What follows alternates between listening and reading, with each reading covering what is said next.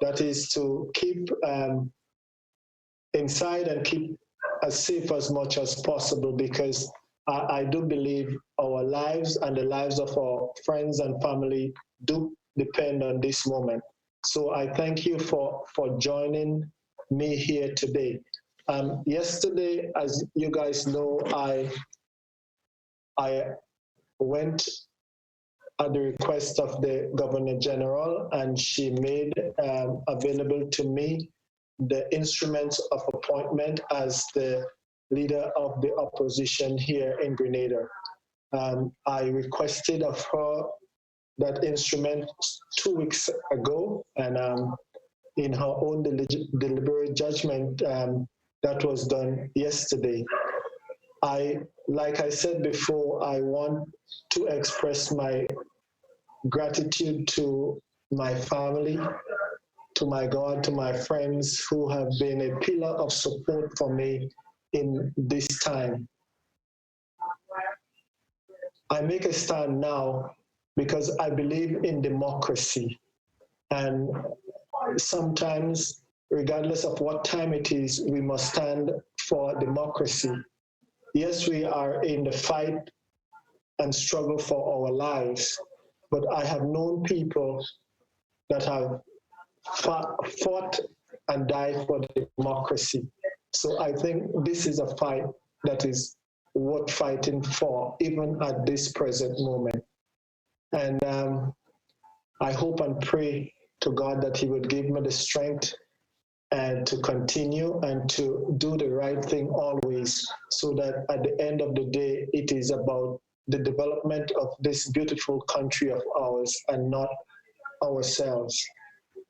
You know, I look at government, and I look at government seriously, in that we have the executive branch, we have the legislative branch, and we have the judiciary branch. In some countries, and I hope also in Grenada, that the fourth estate will also play a part, and that is the media, in terms of bringing the kind of transparency and governance that we want to see that is best for our country. So with that said and done, what I plan to do now, I put out a statement yesterday, and I just will fill a couple questions. This is scheduled for 30 minutes, and I think the time is going to come when I believe I will be approached by all the media houses, and everybody now is trying to fight to see who would get the first major interview. You know, we have to start from the north and come to the south, but I will in time speak to everyone, because it is worth speaking to. Yesterday also, besides swearing in yesterday, we had our finance committee meeting, and that was to discuss the stimulus package that the Prime Minister spoke about. And I believe that you are now well informed that it will be brought to Parliament on Friday. So there will be a sitting of Parliament on Friday, because it is in the Constitution that before you bring in any money or any new money, anything that has to be spent from the consolidated funds must pass through Parliament. And so I hope that Parliament, as it convenes on Friday, which is almost 5 months, we would step up to the plate and do the deliberation and let the debate be in Parliament, so that the people can be made aware of what is taking place in our country. So once again, I thank you for coming. I thank you for participating. So I will fill some questions now. Thank you. So you can say your name, and I will take the question one by one. Good afternoon. Okay, good afternoon. Terry Blackman, Stephen from GBN. Mr. Clement, I want to know, first of all, why was this the decision? What prompted you to make that decision during a pandemic? Why not before, or why not after? And secondly, before you go, I want to ask you as well, have you had any time to decide who are the 3 people you're going to choose as your senators? Thank you very much, ma'am. And these are two very important questions. The question that is asked, why now? And I asked the question, why not now during a pandemic? I say we have, some people talk about lives to save. Yes, we have lives to save. And I also feel that we have a democracy to save. Listen, the last time Parliament met was in 2019. That was long before COVID, almost 5 months. I know the Constitution stipulates that 6 months must not elapse, but think about it.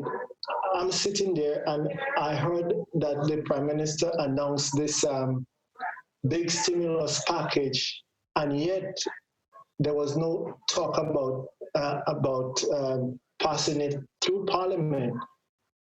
Someone sent me a message when I made that announcement, or when I approached the Governor General for the instrument, and the quote went like this: "What would Jesus do? Jesus would say, 'I will see to you after the rain is over and all is well.'" And so imagine I make this move now after all this is over. Wouldn't you ask me, well, where I come from now? I know somebody that would ask, where did he come from now when things were going on? And so I believe in a time like this, a lot is happening. Even while we speak here, COVID-19 here now seems to be a distraction for governments, not only in Grenada, but in other countries now, while people are distracted to do other things.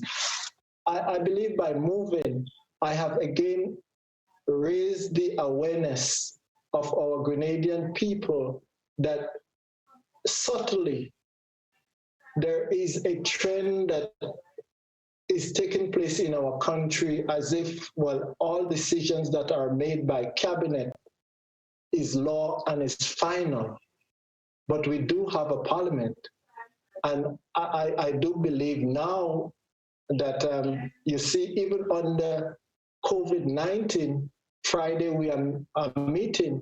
I think all other countries where you have parliament before now met to put structures and to pass laws to administer to the country before Friday. Yet Grenada was lagging behind. So it's the point. I think the point is made, and the effect that is created is a good one. But then the question that I can ask you, when would have been the right time? For some people, it would have never been the right time. The second question that you asked, did I consider or did I choose? In my own deliberate judgment, I have spoken to quite a number of people, and quite a number of people have expressed interest. And in my own deliberate judgment, I will again inform the Governor General in due course as to who my choices would be. But as for now, I am not going to release any names as yet. So thank you very much for your question. Next person, please. Next question. Yes, good afternoon, MP Clement. Clement Bob, I'm a freelance journalist in the diaspora, in Washington, D.C., to be precise. So you would have resigned from the New National Party perhaps about more than almost a year now, and you can correct me. No.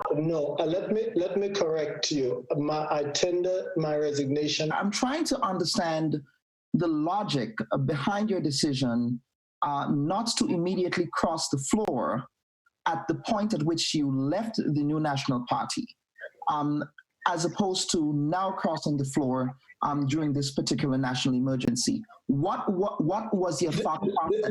The emergency is not just national, but it is global. The thing about it, I do believe that I was not rushed into making such a decision. But I made the decision in that I felt that it was very necessary now. I would rather be slow and deliberate and correct than to make drastic action and then have to go back and correct the actions that I have made before.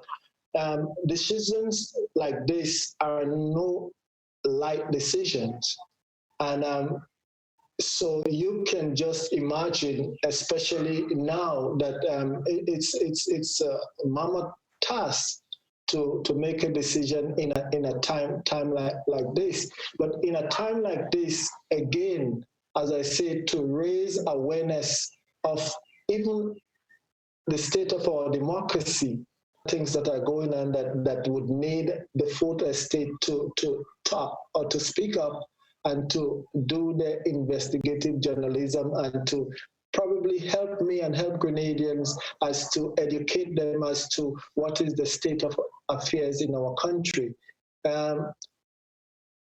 COVID-19, again, yes, it is a matter of life or death, but the conditions that some of us are living under coming out of COVID-19, it would be a different country, a different world, and that is what we would have to think about. And am I also involved in the fight against COVID? Yes, you bet I am. In my constituency, yes, and I've been calling on other people to help in that regards too. So the timing can be debated forever, but what should I do? Wait until the storm is over and then join the fight? The COVID-19 is indeed a fight. You know, it is a national fight, it's a global fight, and one should not wait until the fight is over, then join. Then what? I do not cower and hide in a shell. That is not who I am. Next question, please.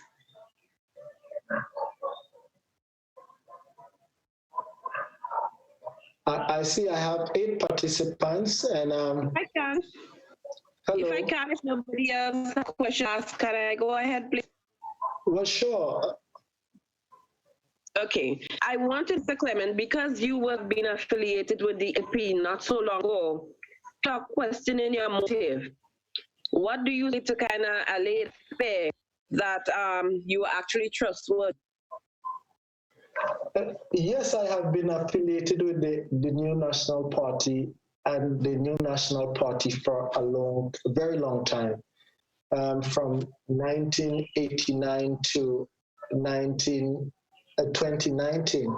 So that is probably almost 30 years. But even before I left the New National Party, you probably and a lot of people in the media would have always known that I don't want to sound as if I was always antagonistic, but probably you would know that one of the things that I promised myself that I will do is to speak truth to power. And there are times, yes, I hold my peace, but if I am your colleague and I cannot speak the truth to you, and like I've always done, maybe that was maybe one of the reasons why it seemed like as if I was always in trouble. But to challenge the status quo, to challenge leadership. But then when you challenge or you criticize and you become almost public enemy number one, then it means therefore that you will have to, if it just cannot jive together, then you would have to leave, and that is what I have done. I challenge the status quo of the NNP, the leadership of the NNP, that was in terms of our democracy. And I think there are a lot of things that maybe we could not see eye to eye in terms of policy, in terms of where things are. And the Lord, for the first time in the history of the Commonwealth Parliament Association or any parliament anywhere, the vote for the constituency office was moved from under Parliament and placed under the Prime Minister's ministry. So it is almost like under the Prime Minister's ministry, they will determine what goes on in the constituency office. And to me, that is so undemocratic. Yes, we must understand the division of government. You have the executive, you have the legislative, you have the judiciary, and I would hope that the fourth estate will take its place. But then when you have that the leadership of the country wants to control all three branches of government, then that cannot be healthy for our democracy. I hope that answers your question. That I would not want to be a thorn in anybody's side, but to speak truth to power and to call a spade, then I think you know that is who I am and that is who I have always been. Okay, and if I can ask again, you basically was prompted to get on board and take up your instrument as opposition leader because of the COVID-19. What is your take on government's stimulus package and the measures put towards trying to safeguard Grenada against the spread of COVID-19 thus far? Well, I believe that they put forward a package that in its estimation, it's up to $50 million. I think that would be a drop in the bucket. I hope that going forward, it will be just a start. But I will also keep in mind too that with this state of emergency and this disaster, it is not only Grenada alone. And the same funds that Grenada is crying out for, all other countries are crying out for it too. I do believe that in terms of revenue, government revenue, it was difficult to come by already.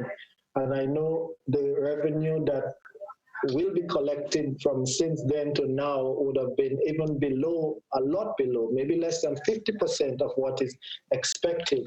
When you look at other countries like, well, the United States, $2.something billion package, Germany, 780 billion euros, and other countries are doing that. Can we as a country do that? I do not see us coming up there, but we would have to come up with something that would start alleviating some of the problems, especially our poor and disadvantaged people. My take on it would be I would want to see and I would want to know where these monies go. I mean, accountability for any monies that are given is what I would ask for. Is it enough? In my estimation, maybe not. Will it continue? I think it will have to continue because at this point in time, we do not know how long the pandemic would last. I have not yet delved into that. Remember, I'm just starting the process, and I have had a lot of conversation with a lot of people. And since yesterday, a lot of people have called me, and they have expressed interest in helping to develop something from this year. And I would want it to be all inclusive, because at the end of the day, I would say let it not be about me per se. If I'm just the springboard or the avenue or the vehicle to start something positive, to start something new, to start something that is responsible to our people, then let it be that way, but one day at a time. First, my dear, small steps, and then we can take off and fly. But let us get COVID-19 right by our people first. The history would tell you that this is not the first time the world has dealt with a pandemic, and lockdown is very necessary. This is what was done in 1919, and I still believe we cannot treat it lightly, Because if we study the history in terms of biology, we'll know that the pandemic, the swine flu or the Spanish flu, had 3 waves. I still am anticipating what will be done because I say this, that COVID-19, as long as it is anywhere, it is everywhere. Because remember, it's just started in one place in China. Suppose, let's say, Grenada gets rid of it, and Trinidad gets rid of it, and St. Vincent have it, and Barbados just have one case. It means the chances are it can escape again and come back in our countries. So to think that the world, okay, Grenada is fighting to get rid of it, and the US is fighting, and everybody's on their own. Everybody's not on their own. It must be gotten rid of everywhere before it is gotten rid of in totality in terms of what we do. I mean, we would want to open up. Other countries wanting to see how they would open up their economy and start the economy growing or going again. But if it's in the US and the US open up and Grenada open up, chances are that it can come again. So I think we have to take a deep breath and remember the history of 1918 and 1919 when the swine flu killed between 50 million to 100 million people. The only difference now is that we have a little bit of improvement in medical technology where we have respirators so that people can be helped in terms of breathing, but it's not so different. It's just a little mutation. I have one follow-up question, and that has to do with whether or not you would have consulted with the unofficial opposition party in Grenada. Granted, they do not have a seat in parliament, but they do have a significant amount of votes.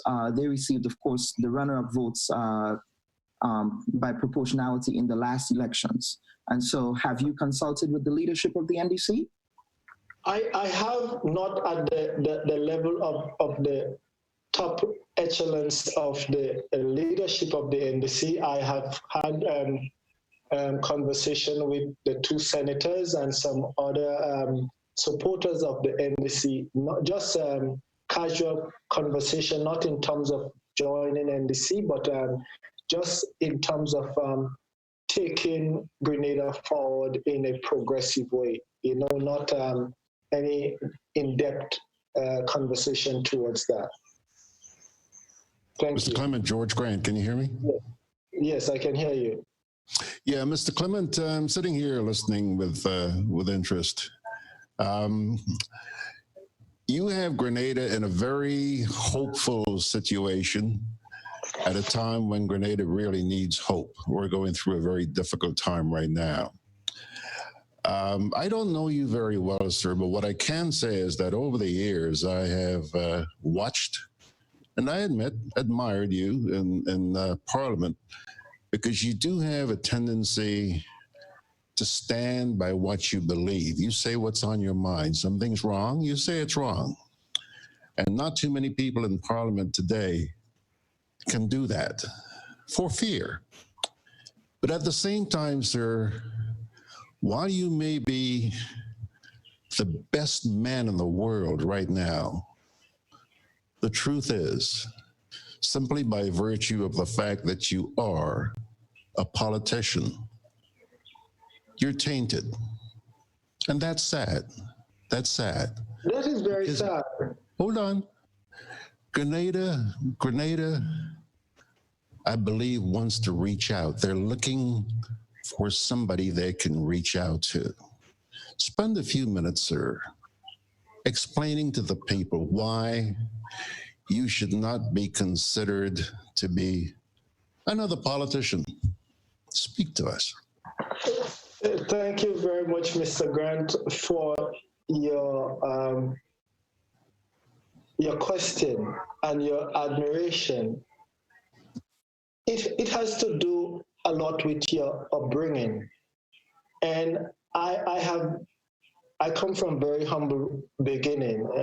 Pity Martinet Carriacou family on both little islands. I started school in Pity Martinet primary school in Carriacou, high school in Carriacou, and my family orientation that one of the things that you had to do was to stand up for what you believe in, stand up for the truth, and speak truth to power. Remember, we used to say, speak the truth and speak it, ever cost it what it will. I mean, and this is how that's why I tell people that is how I was raised. And I remember I said, one should not be disrespected, not for money, not for power, not for position, not for love, but speak the truth. As I do not have to be right all the time, and I will not be right all the time, but at least what you will get from me is the truth. And so sometimes there are some people, when you speak truth to power, they treat you like enemy. But the truth and speaking to somebody, even criticizing, there it can be constructive. And if we could find a leadership that would take criticism and make it constructive and to be a better person or in a better place, because we are not perfect. I am not perfect. And yes, there are times when we will falter. And maybe the lady is right, I should have gone before. And why now? But we need somebody to stand up. Grenada needs somebody to stand up. I mean, I have known Dr. Mitchell for years. And what I say that I have seen so much changes taking place over the years that things that I see now that would transpire, he would not allow that to happen when he was younger. So then what changes? I mean, people now look at politicians, yes, you're right, with so much great distrust. But then, too, in my humble opinion, sometimes as politicians, we would lead ourselves to get to that point, and sometimes we are driven to that point. But if you find somebody that would stand up, and people ask me about this position, I remember that I read that the great United Kingdom had its feet on the neck of India for 450 years. And one man stood, Mahatma Gandhi, and they said that he was discouraged at every turn. But just one person that stand and caused that change to happen, and India is where India is today. And this is what I'm saying. Maybe a little insignificant me, but if I stand and you stand and people stand, then that is where change starts, with one person standing. And I hope that by standing, like you say, people are scared. And I discovered that people are scared because we know some of the ramifications. But at least we must stand for what we believe in. All right. And if we don't stand for it, then what if he, as a man, as a human being? I want you to bear in mind, you're launching into new territory here now as the leader of the opposition. While you may feel the need to explain in depth a lot of things, it's important to really get to the point and speak to the people point blank, dead on. Tell them, please, sir, try and answer the question I asked you a little while ago. Why should we believe this gentleman who has shown that he's got the medal, sir. He's shown that he's got the medal. But they need to be convinced that you can be trusted and that they're not going to be let down again. God knows, sir, we have been let down in this country over and over again. I do agree with you, Mr. Grant. And I can tell you this is not the first time I stood. In 1994, 1995, as a young man, when I stand in Caracas, that was just the time when Dr. Mitchell took over the new National Party when in that convention. And in my mind, democracy was at work. And even as a youth at the time, I mean, you did not want to be a supporter of Dr. Mitchell or NNP in Caracas because you, Mr. Grant, you would have remembered those days. And I felt at the time it was the right thing to do. I felt that it was a convention where he won, and by right he should have been elected leader as he was. And so I stood, I mean, I took a lot of blows for it, but then history has shown that even though that I took that blows for standing up at the time, I believe then it was the right thing to do. Standing now again, I believe now is, Mr. Grant, a lot of things are taking place. COVID-19, yes, covers everything. But in terms of the debate as to the direction of our country, in terms of even today, one of the big issues that will have to be looked at that is not yet debated is probably the sale of Greenland. I can remember in 1994, almost all hell broke loose when Grenlec was sold. And now it seems like it's just escaping quietly under the radar. I heard it mentioned in the last press briefing just a few days, and nobody paid any mind to it. But there are some questions that must be asked, and critically, they must be asked by the media and by, well, I will ask some questions. I'm still debating whether or not on Friday in Parliament will be the first salvo, but a lot of questions must be asked.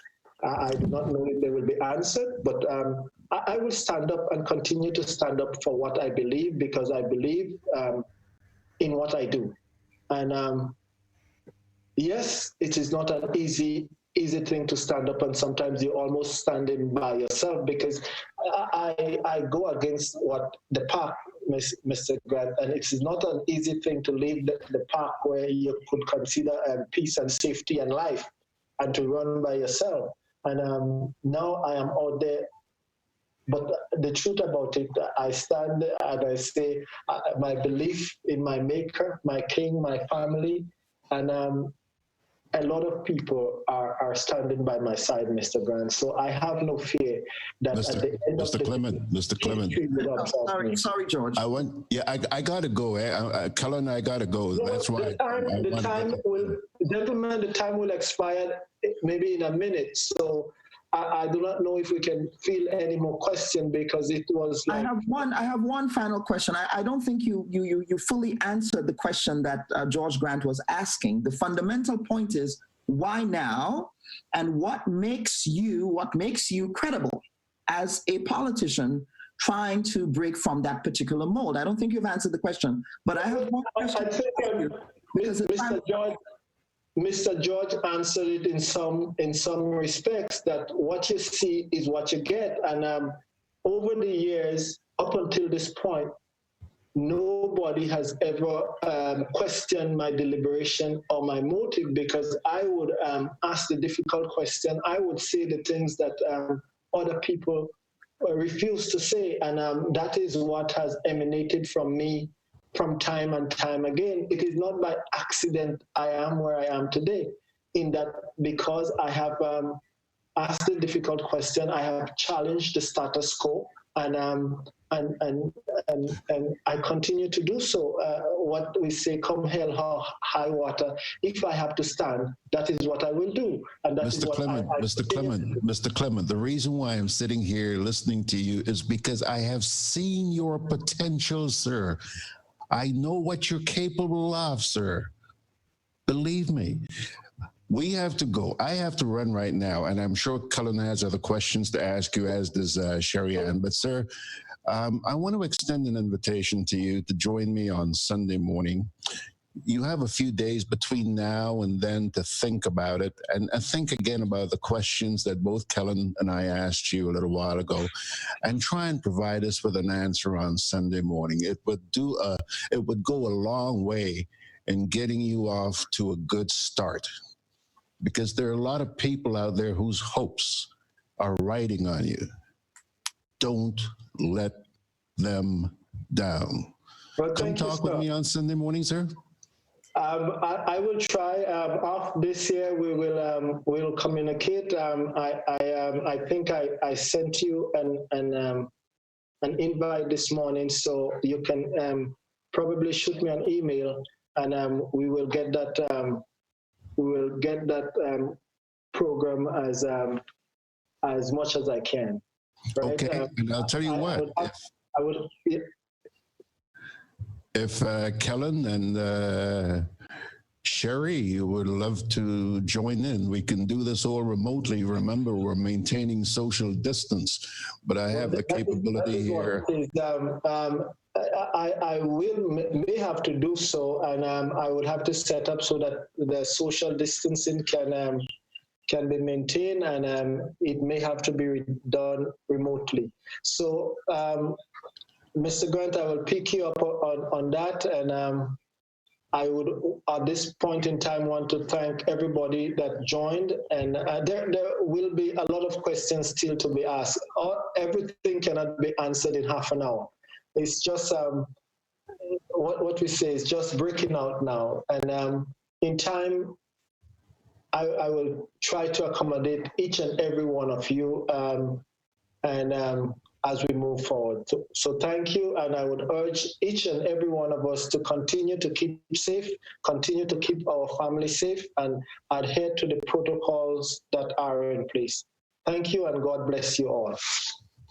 God bless you, sir, and please expect a call from me and answer when I call. Please, please, please. And George, I will be in touch. Okay, I would appreciate that, Kellen. Sherry Ann? Sherry Ann seems to be frozen, but Mr. Clement, really, I do appreciate your time, sir, and your willingness to speak. I will be in touch with you later on. Thank you. God bless you. God bless you, sir. All right, bye-bye. 因为你看我们家有爸爸妈妈，就我一个女儿，然后我还有2个儿子，对，所以说自己也其实很害怕的。